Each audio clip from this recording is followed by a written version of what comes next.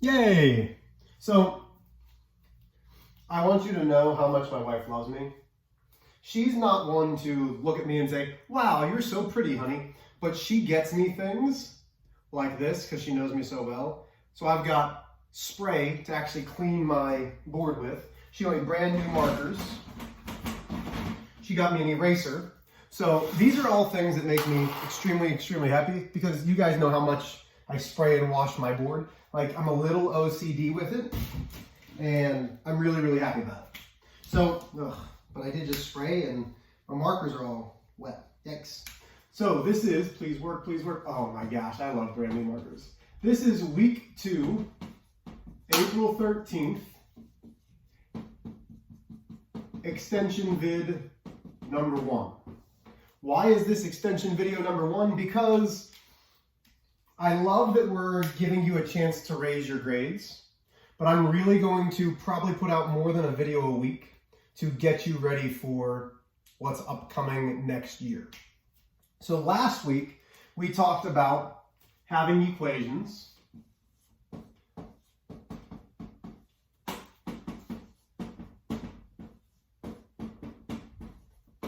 with variables on both sides.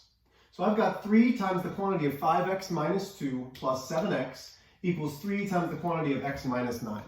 And I'm trying to see if we can see that because somebody said, hey, they're very blurry, which, okay. So the rules last week were distribute if needed. Well, I do need to distribute. So I'm going to take just the left-hand side. So that leaves me with 15x minus 6 plus 7x. But we're not done. So still on this side, we have to combine like terms. Well, we have 15x's and positive 7x's.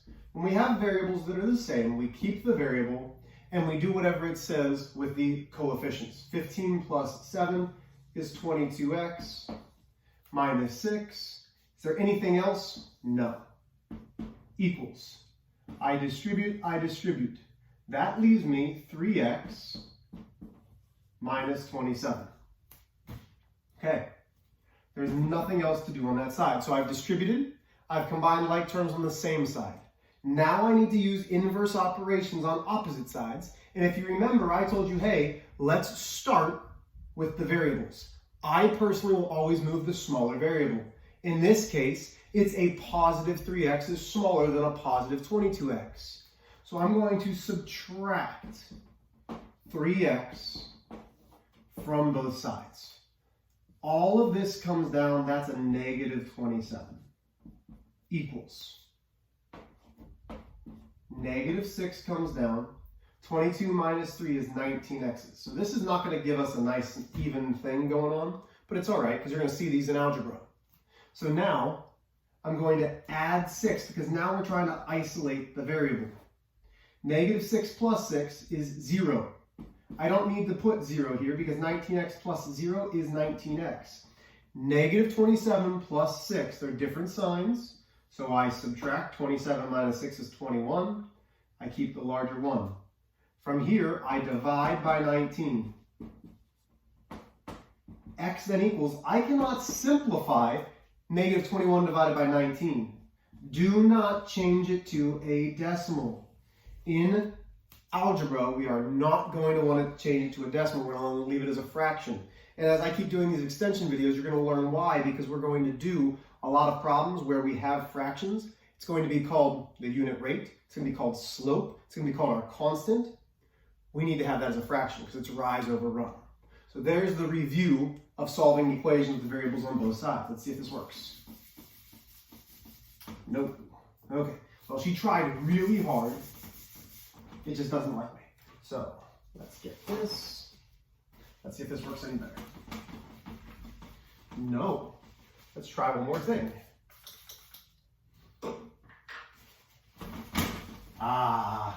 Clean board.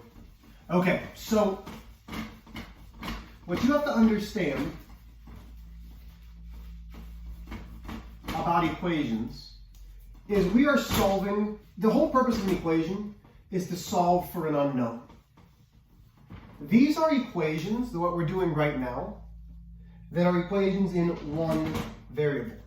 We will get to equations with two variables, but but right now we're talking about equations with one variable. Most of our cases, they just have an x. So when we solve equations, we have three options.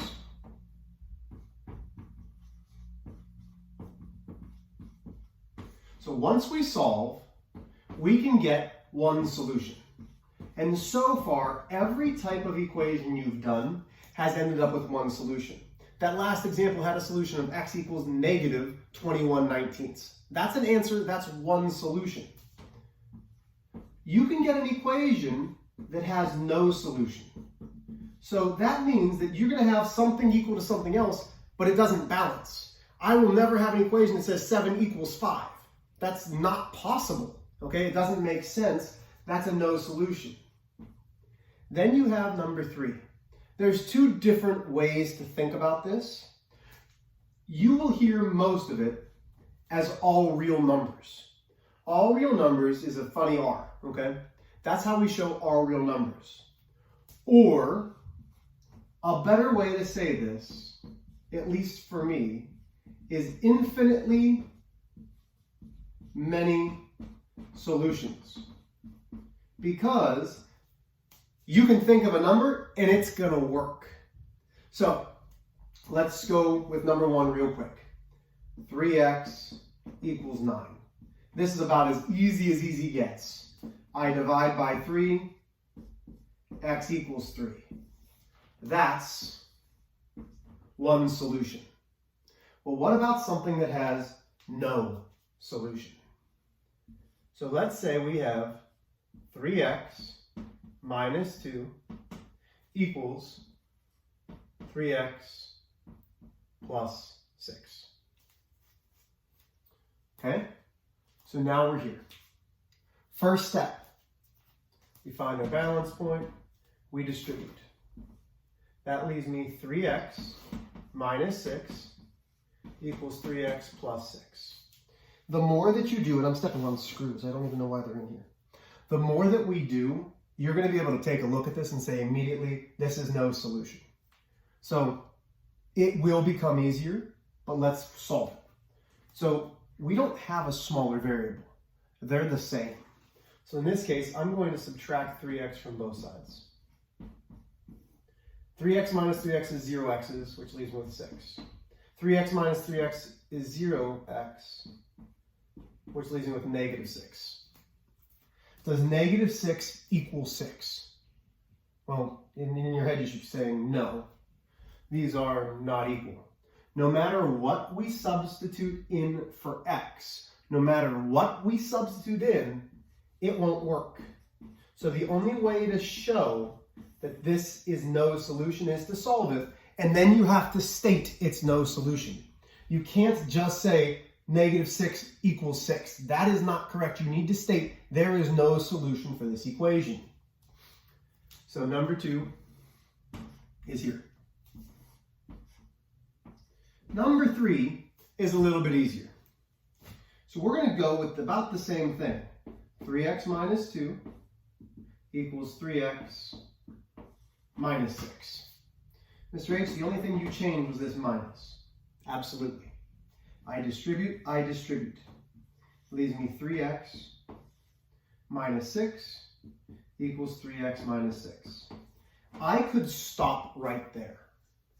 When the equations are exactly the same on both sides, they are going to, it doesn't matter what I substitute in for this. If I substitute in 7, 3 times 7 is 21. 21 minus 6 is going to be 15. 3 times 7 is 21. 21 minus 6 is going to be 15. 15 equals 15. It doesn't matter. These will work for every number. 3x minus 3x is 0, which leaves me with a negative 6. 3x minus 3x is 0, which leaves me with a negative 6. Negative 6 equals negative 6. The easiest way to put this is all real numbers. I don't like using all real numbers because most of you are going to get farther along than algebra. We're going to be dealing with things that are not real numbers, which is why I use infinitely many solutions. Because I, which is not a real number, would still work. It doesn't matter what we substitute in for x, the equation will still balance out. So we've got